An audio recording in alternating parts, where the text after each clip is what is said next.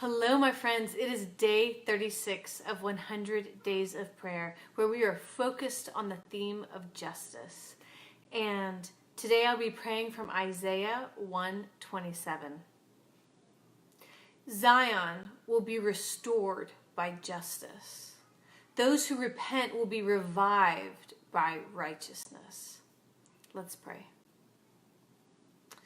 Lord, we thank you that you restored people, cities, and nations to you by justice.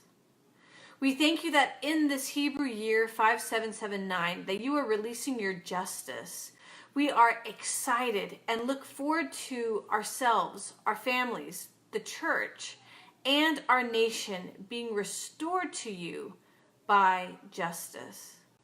We are so grateful for repentance. Lord, in every way, we, believers, and this nation has sinned. We repent and are so deeply thankful to be revived by righteousness. We love you, Lord. In the name of Jesus, amen. Amen. Amen, my friends. God bless each and every one of you. Thank you for agreeing with me in prayer and co-laboring with the Lord, speaking his word of truth concerning justice over ourselves, our family, and this nation. This is 100 days, power-packed days, fulfilling days.